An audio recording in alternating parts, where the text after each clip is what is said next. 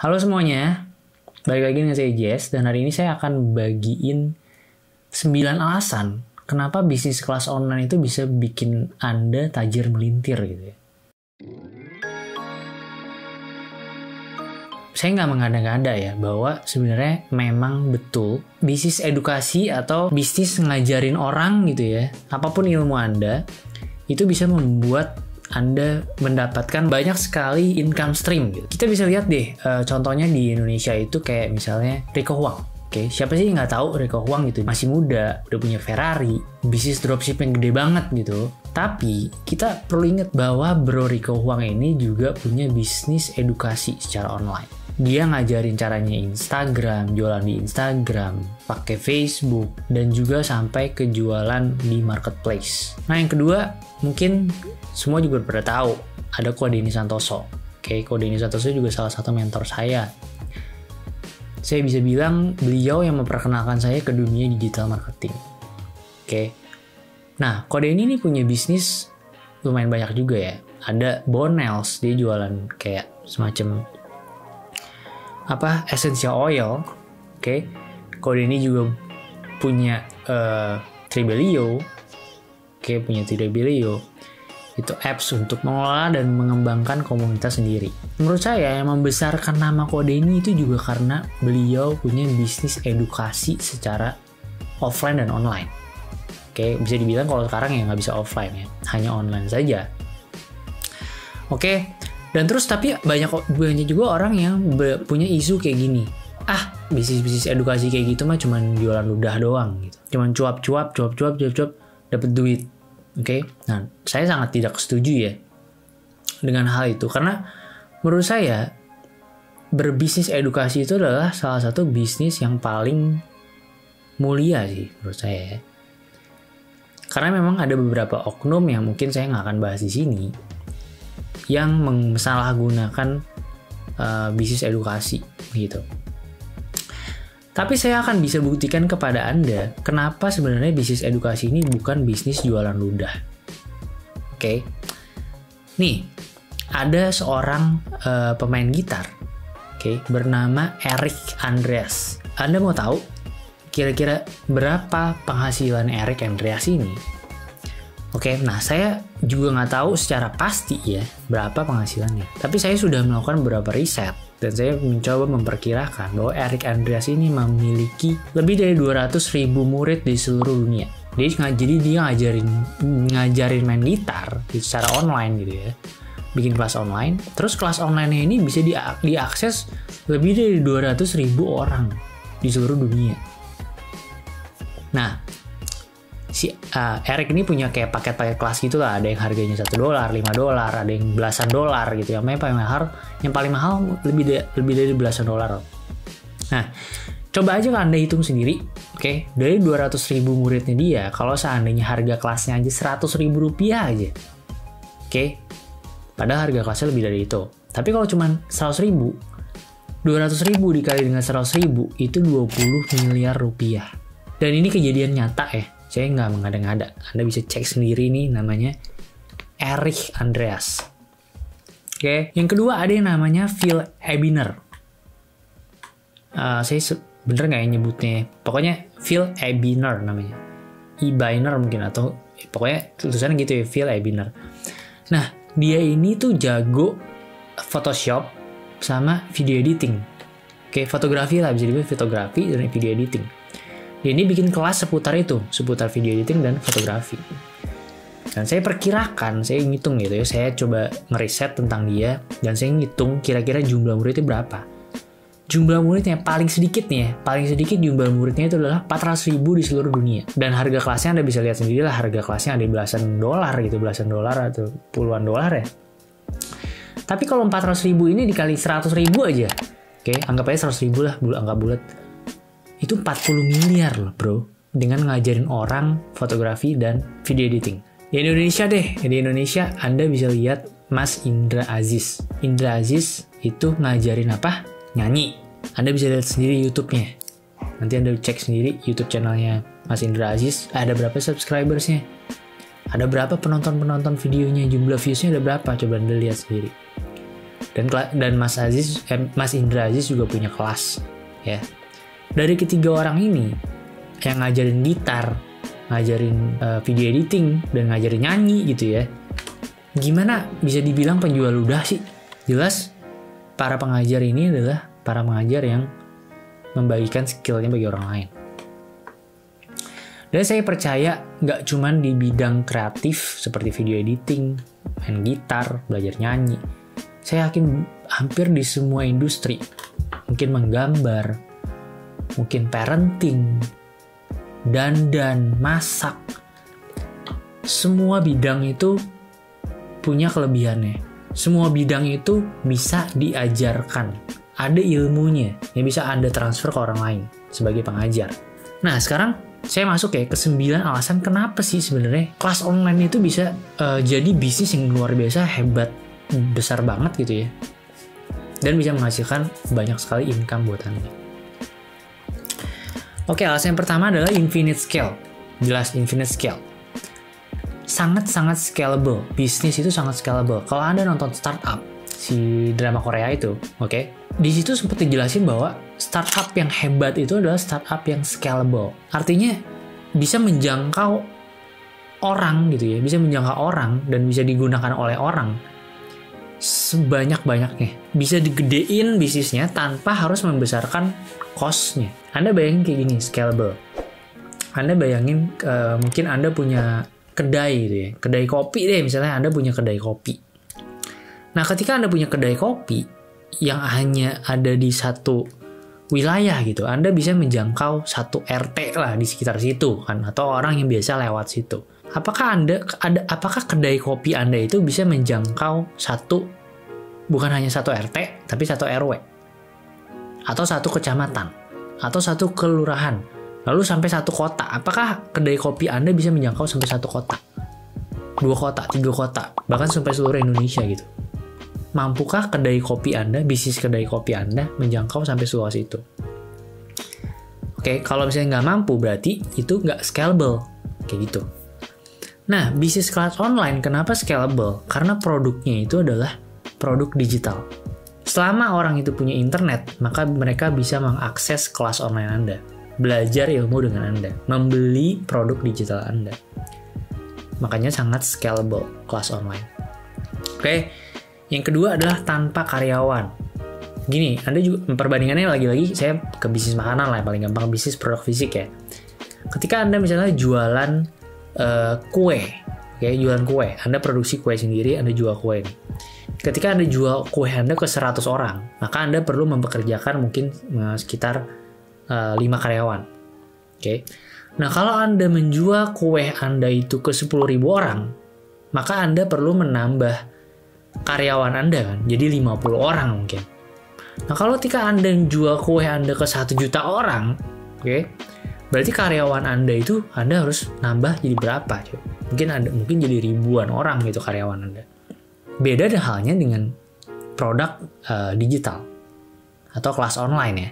Dalam hal ini kita ngomongin kelas online nih. Nah, ketika kelas online Anda diakses oleh 10.000 orang dan diakses oleh 100.000 orang, 1 juta orang, ya udah gitu.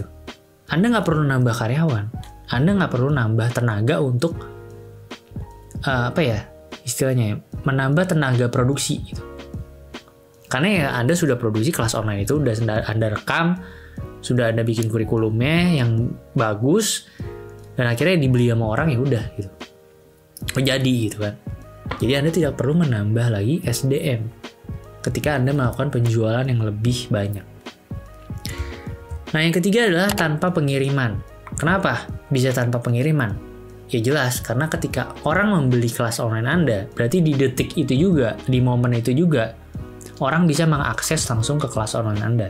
Jadi nggak perlu Anda harus mikirin packingnya gimana, ngirimnya pakai pengiriman apa, lalu nantinya barangnya nyampe apa enggak. Anda kan nggak perlu pusing itu.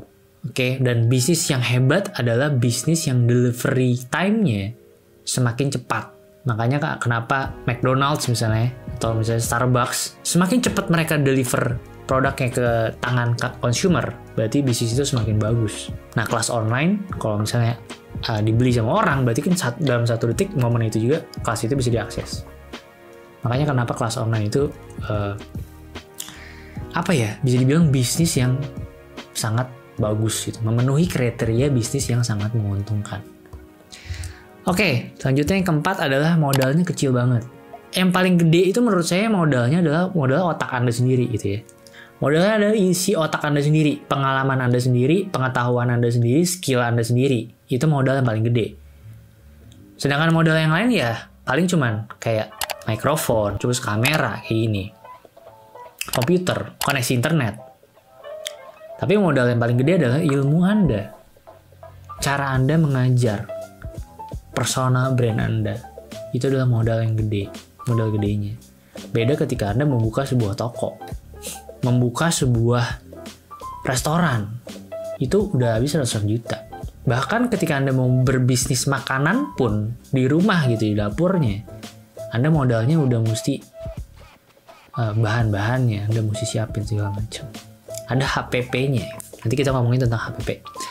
Nah, lalu selanjutnya adalah yang kelima, semua orang bisa melakukan marketplace kelas online terbesar di dunia, Udemy gitu ya. Anda bisa lihat sendiri di situ ilmu apa sih yang nggak ada gitu.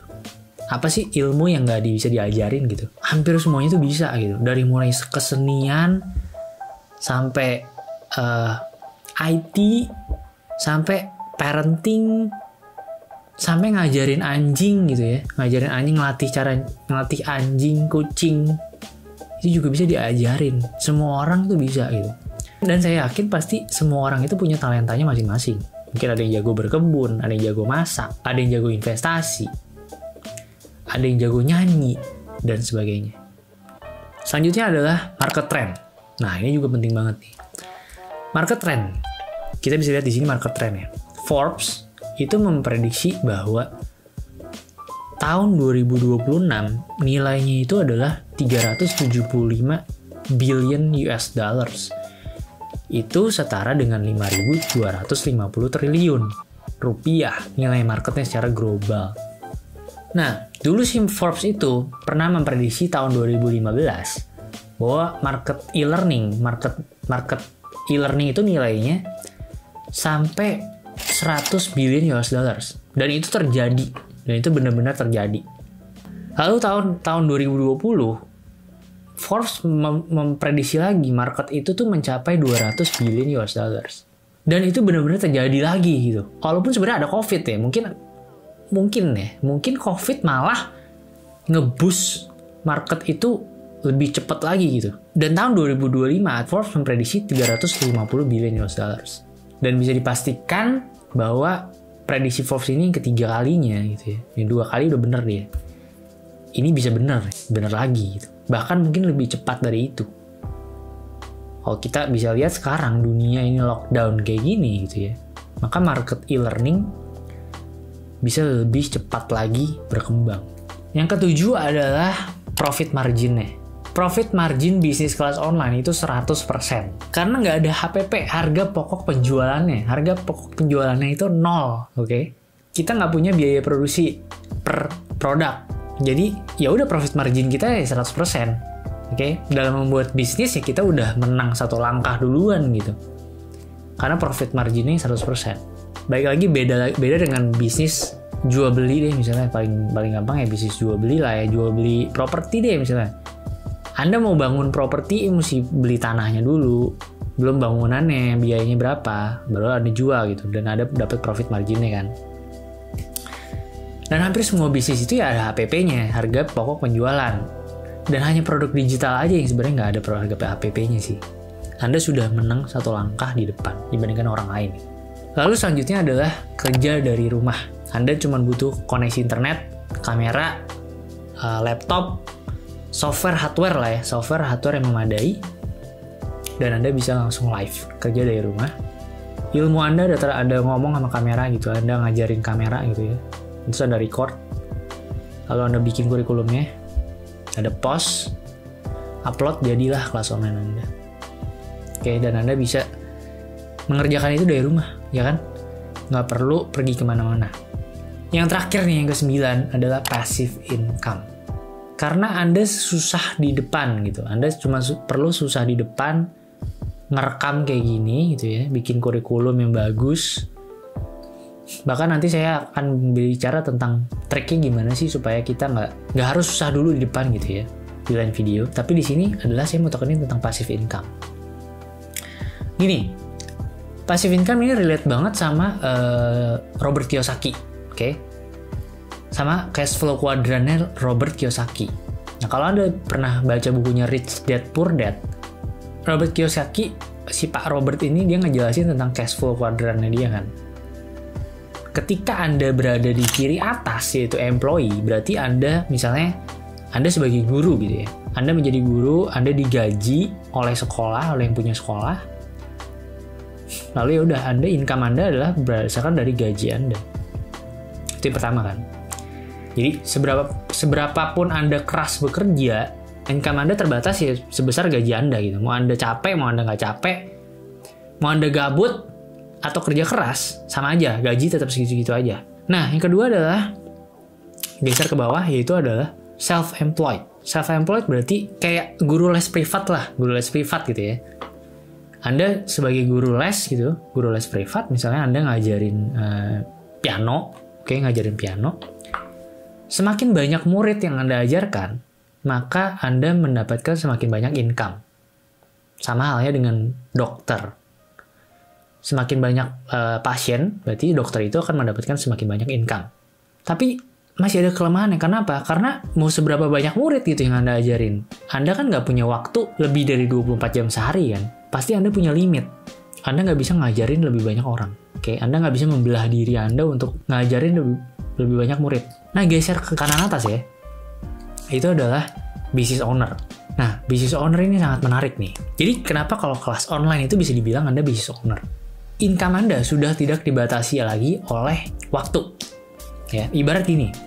Business owner itu ibarat Anda mempunyai sekolah. Anda yang punya sekolah. Kalau tadi kan Anda sebagai guru, Anda bekerja di sekolah orang lain gitu kan. Ownernya menggaji Anda sebagai guru. Nah, kalau business owner itu kebalikannya. Berarti Anda menjadi owner sekolahnya gitu. Menjadi yang punya sekolah. Anda menggaji guru-guru sehingga guru-guru ini yang bekerja. Anda diem aja. Nah, ini dinamakan passive income. Tapi kan untuk menjadi business owner, untuk mempunyai sebuah bangunan sekolah, itu kan modalnya gede banget ya kan. Nah, tapi menariknya business owner sekolah online atau business owner kelas online, ini yang tadi saya bilang bahwa modalnya hampir nggak ada. Tapi menariknya adalah Anda bisa menduplikasi diri Anda. Sehingga Anda bisa punya banyak sekali murid. Seperti contoh di video awal, Eric Andreas, dia belajar ngajarin gitar ke 200.000 orang di seluruh dunia, oke? Tanpa memiliki gedung sekolah. Cara ini tuh baru bisa terrealisasi ketika di zaman sekarang, di zaman digital ini. Zaman dulu nggak mungkin bisa kayak gini. 50 tahun yang lalu nggak ada cara ini gitu. Kayak orang nggak kebayang. 50 tahun yang lalu misalnya ada seorang guru gitu ya, guru piano misalnya. Dia nggak akan kebayang bahwa dia bisa ngajarin orang sampai ratusan ribu orang di seluruh dunia. Dan hal ini bisa dicapai sekarang, saat ini. Itu gilanya passive income. Dan Robert Kiyosaki juga pernah bilang bahwa bisnis edukasi adalah salah satu industri terbesar di dunia. Dan Robert Kiyosaki juga bisnisnya adalah bisnis edukasi, salah satu bisnisnya dia ya. Anda bisa cek sendiri di YouTube-nya Robert Kiyosaki. Jadi itu adalah 9 alasan kenapa sih sebenarnya bisnis kelas online ini adalah sebuah bisnis yang luar biasa besar. Modalnya hanya otak Anda, skill Anda, pengalaman Anda di bidang tertentu apapun itu. Dan yang kedua adalah menurut saya modalnya adalah Anda punya passion untuk ngajarin orang.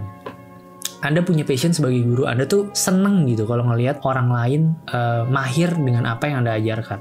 Sebenarnya modalnya cuma 2 itu sih. Nah, di akhir video ini juga saya ingin berbicara tentang 7 hub. Sebenarnya 7 hub itu bisa dibilang adalah sebuah platform atau kontraktornya kelas online Anda. Jadi Anda bisa membangun sebuah sekolah online atau sebuah kelas online dengan brand Anda sendiri. Oke? Dengan nama brand Anda sendiri. 7 hub yang membangunkan untuk Anda. Itu, jika Anda ingin tahu lebih lanjut tentang 7 hub, Anda bisa daftar webinarnya 7 hub. Anda juga bisa langsung cek ke websitenya 7 hub. Nah, oke, untuk konten kali ini sekian sampai di sini. Jika Anda suka dengan konten ini, silahkan klik like. Dan bagi yang belum subscribe, wajib banget untuk subscribe channel ini. Apalagi jika Anda adalah trainer, guru, edukator, atau mungkin Anda hanya pemilik bisnis yang punya pengalaman, yang ingin berbagi, atau konten kreator. Karena saya akan membagikan terus tips-tips digital marketing untuk para trainer. Oke, sampai ketemu di video selanjutnya. Bye!